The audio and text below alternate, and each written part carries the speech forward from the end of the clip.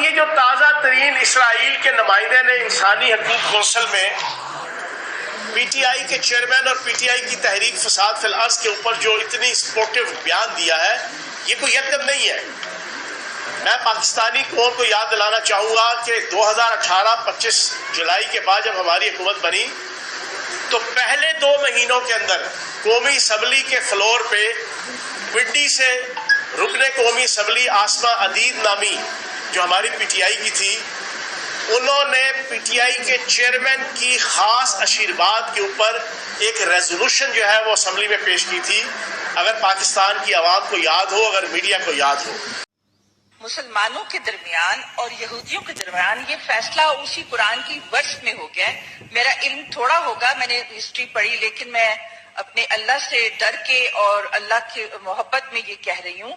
کہ اس نے یہ فیصلہ وہی مسلمانوں کو آسانی کے لیے کر دیا کہ جو یہودی ہیں ان کا کعبہ جو ہوگا وہ یروشلم ہے،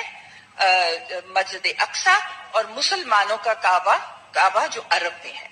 تو یہاں پہ تو پہلی بات ہے مسلمانوں اور یہودیوں کی لڑائی اس پہ ختم ہو جانی چاہیے، اور حضور صلی اللہ علیہ وسلم نے بھی کہا تھا، حضرت علی نے بھی کہا تھا کہ اپنے دشمن کو دوست بنا لو، اور سب سے بہترین مثال حضور صلی اللہ علیہ وسلم نے دی، جن کو یہودیوں کو ان کے ساتھ مل کے کام کیا۔ اور اس کے بعد ہم دوسری بات میں یہ بھی دیکھتی ہوں کہ ہم اتنا یہودیوں کے نام پہ ایک دوسرے کو برا بھلا کہتے ہیں اور اتنا ہم ڈیگریڈ کرتے ہیں۔ جب ہم نماز پڑھتے ہیں مسٹر اسپیکر، اس میں ہم درود پڑھتے ہیں، اور درود میں ہم ساری آل کو دعائیں دیتے ہیں، آل ابراہیم کے، جس میں ابراہیم علیہ السلام کے اسحاق ایک جو ہے اسحاق علیہ السلام، اسماعیل ایک جو ہے یہودی کا کلان ہے، اور ایک کیا کہتے ہیں کرسچنز کا کلان ہے۔ اس طرح ہم سب ایک ہیں، تو ہم نماز میں بھی ان کو دعائیں دیتے ہیں۔ لیکن میں یہ سمجھتی ہوں کہ حضور صلی اللہ علیہ وسلم نے جو ہمیں سکھایا تھا، ہم اس کی ریپریزنٹیشن بہت غلط طریقے سے کرتے ہیں۔ جس طرح ہمارے مولانا بھائی بول رہے تھے، اور جس طرح ہم کو یہ تو بہت بڑی ڈیوٹی ہے کہ آپ ایک ٹربائن پہن کر اور اس کے بعد بہت داڑھی اتنا موزانہ رکھ کے، اور آپ حضور صلی اللہ علیہ وسلم کی کیا کہتے ہیں راہ پہ لوگوں کو لانے کے لیے کریں، تو وہ بہت تکلیف دہ بات تھی۔ میں صرف یہ کہنا چاہتی تھی کہ اگر یہ کہنا چھوڑ دیں ہم اور کچھ اور تسلط آ جائیں، اسی پر آ جائیں، اور آخری بات میں کہہ رہا ہے کہ حضور صلی اللہ علیہ وسلم بھی تو بنی اسرائیل سے تھے۔ اگر ہم تھوڑا سا اس پہ سب سوچ لیں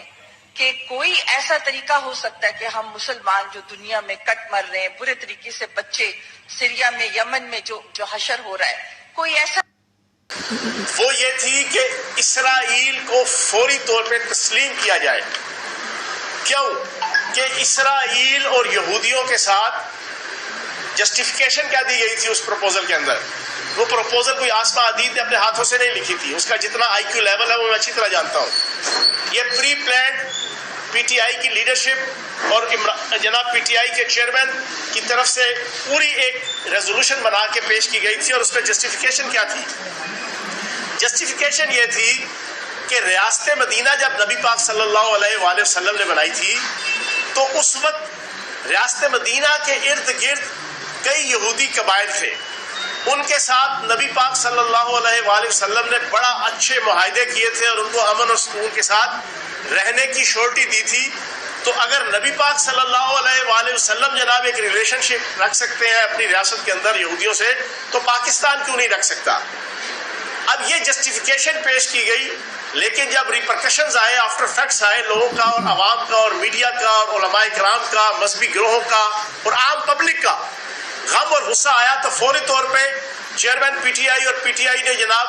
پیترا بدلا، انہوں نے کہا جی ہمارا تو اسے لینا دینا ہی نہیں۔ میں اس تاریخی وقوع کے حوالے سے بھی جناب آپ کو کلیئر کر دوں پاکستان کی عوام کو کہ ہجرت مکہ کے بعد نبی پاک صلی اللہ علیہ وآلہ وسلم اور اس وقت جو مسلمان تھے مٹھی بھر جنہوں نے ریاست مدینہ بنائی تھی، ان کا سب سے بڑا چیلنج قریش